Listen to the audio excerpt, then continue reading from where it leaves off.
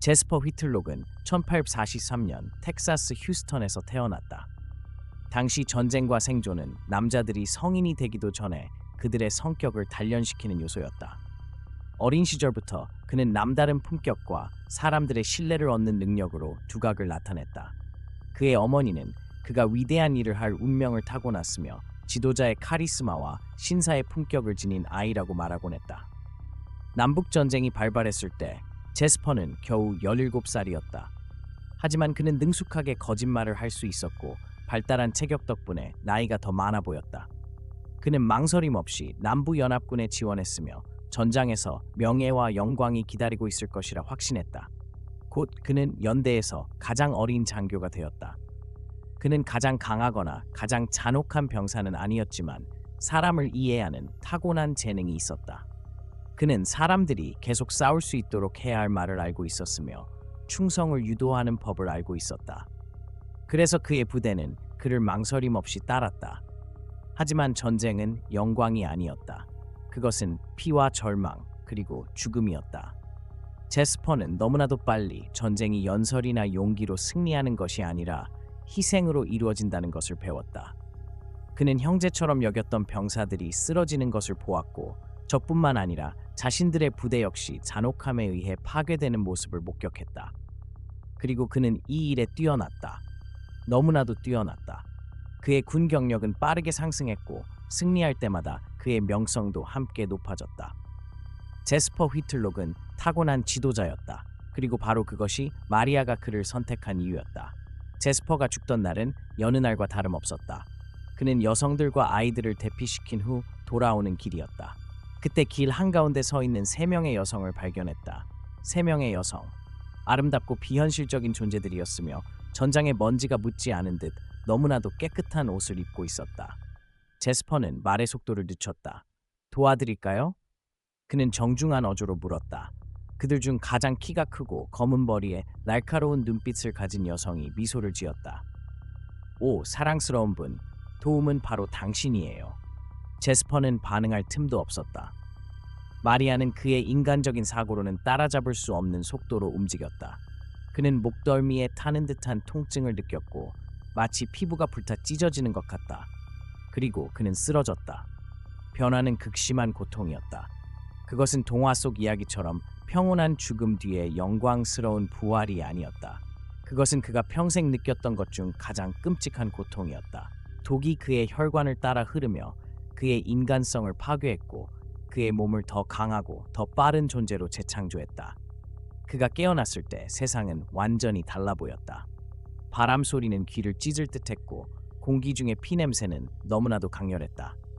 마리아는 그곳에 서서 만족스러운 미소를 짓고 있었다.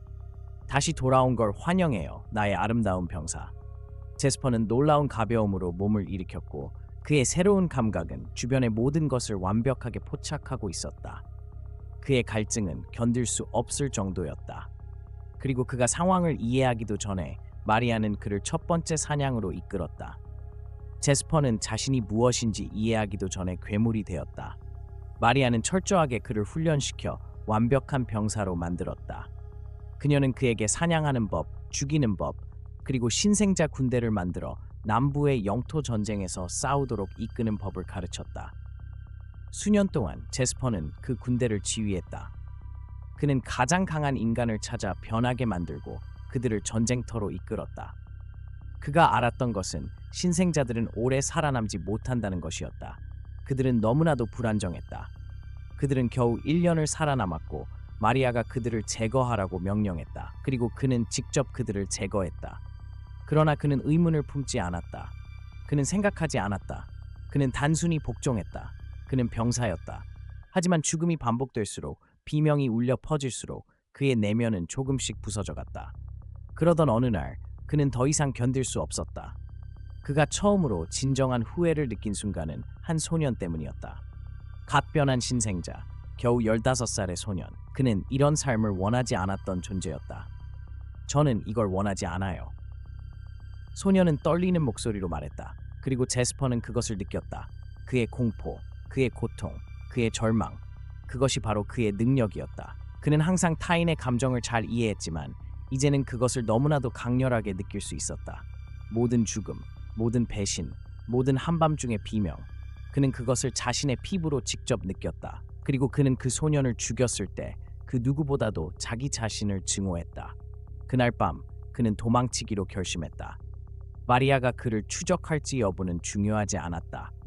이 세상에서 그가 갈 곳이 있는지 없는지는 중요하지 않았다. 그는 더 이상 이렇게 살 수 없었다. 그는 수년 동안 방황했다.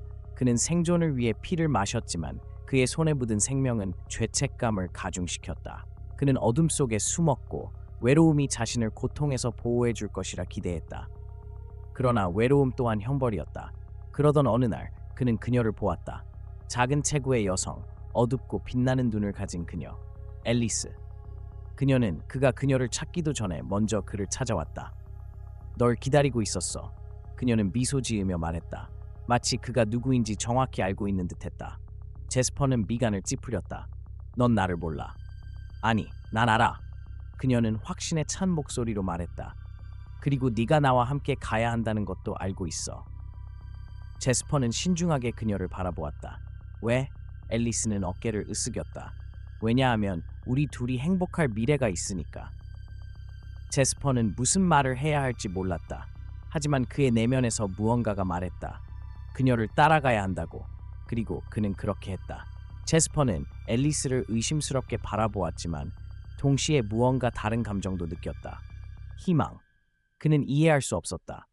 이 낯선 여자가 왜 이렇게 자신을 확신하는지, 마치 오래전부터 알고 있었던 것처럼 대하는지 상상조차 할 수 없었다.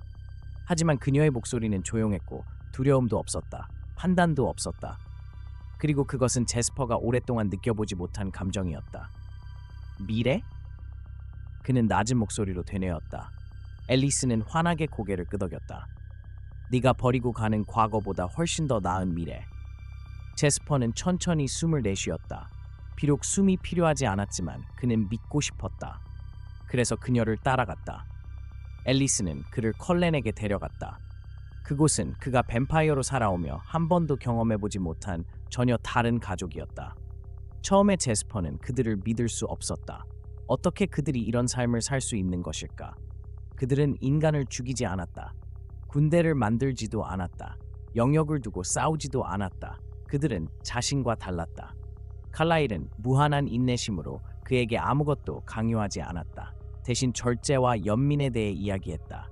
그리고 다른 방식의 존재에 대해 가르쳐 주었다. 에스메는 그를 마치 오랫동안 가족이었던 것처럼 따뜻하게 맞이했다. 제스퍼는 그녀의 온정을 이해할 수도 받을 자격이 있다고 생각할 수도 없었다. 에드워드는 처음에는 경계하며 그를 바라보았다. 제스퍼의 머릿속에 남아있는 어두운 생각들을 모두 읽고 있었기 때문이었다. 그러나 시간이 흐르면서 에드워드조차도 그를 위협적인 존재로 보지 않게 되었다. 그리고 에밋과 로잘리가 있었다. 에밋은 처음부터 그를 형제로 대했다. 그의 과거를 신경 쓰지 않았고 그의 힘을 두려워하지도 않았다. 마치 제스퍼가 괴물이 아닌 것처럼. 로잘리는 누구보다도 그를 이해했다. 둘 다 복수가 무엇인지, 분노가 무엇인지 알고 있었다.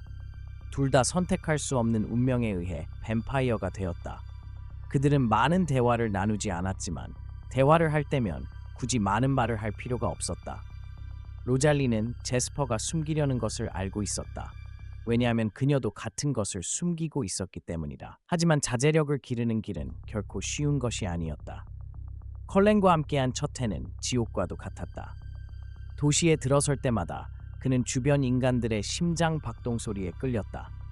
누군가 가까이에서 숨을 들이마실 때마다, 피부 아래에서 피가 움직이는 소리를 들을 때마다 제스퍼는 온 힘을 다해 참아야만 했다. 그는 여러 번 포기하고 싶었다. 자신이 컬렌들에게 용서받을 수 없는 실수를 저지르기 전에 떠나야 한다고 생각했던 순간도 있었다. 그러나 앨리스는 단 한 번도 그를 포기하지 않았다.